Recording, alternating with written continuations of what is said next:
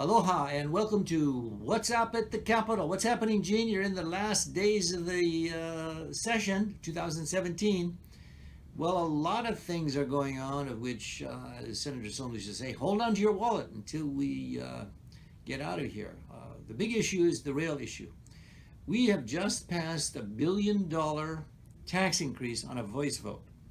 It's hard to believe, but it was an amendment on the original GET and the TAT tax increase, which, if in its original form, would have put us right under New York City in terms of the room tax, and would have made it where the extension of the GET tax could have gone for more years. What we got on the floor that was passed by a floor vote is a 1% increase in the GE tax, at the same time a 1% increase instead of 2.75 of the TAT tax. Now, what does all this mean? Here's the bottom line, and this is why I want to get to you by this video. In that same bill that was just passed, and I didn't vote for it, there is $45 million of city and county takeaway, which for sure Mayor Caldwell is going to increase your property taxes to make up for it. Have a look at the video and I'll get back to you and give you a summary of this. Thank you, Speaker. In opposition? Please proceed. Speaker, supporters of this bill have said that it's time to fish or cut bait, or as our colleague said earlier, get off the pot. Well, Mr. Speaker, when you're constipated, you can't get off the pot. Mr. Speaker, this project is plugged up with misleading statements by politicians. It's plugged up with mistrust. It's plugged up with overruns.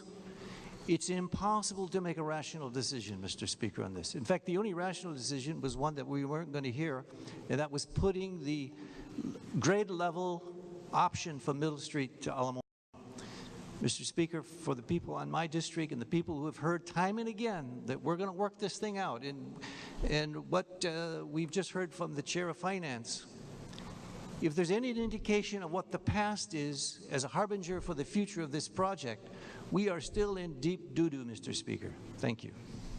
On the amendment, so thank you very much for the opportunity. Thank you very much, Representative. Further discussion, Representative Saiki. I call for the question. Question has been called, so I'm going to be calling for the vote right now. Mr. Speaker, Mayor. All those in favor signify by saying aye. Aye. Opposed, nay. Motion is carried. Motion is carried.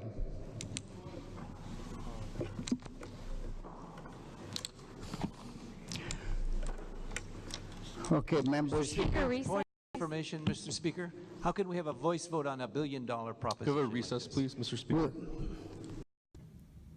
Wasn't that voice vote something? You could hear Speaker Suki giving a ruling on the yeas before he even heard or said what the nays were about. Fortunately, he gave us a revote on that, of which what we're trying to do is to get actually each person to show where they're voted. When you have a $1 billion tax increase, which is going to come out of your pocket, you should know how your representatives vote. And with a voice vote, everybody gets, what's it called, covered by the cacophony of the yay or the nay.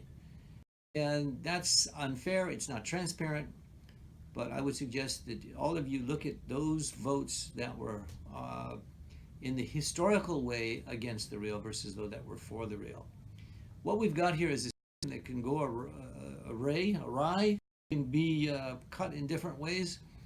And the system allows such an important piece of legislation to just have a verbal vote. I think we're just a little bit too loosey-goosey in the way we do procedural affairs here in the State House of Representatives. This is Representative Gene Ward giving you What's Up at the Capitol, and we haven't heard the last of what's going on with the rail.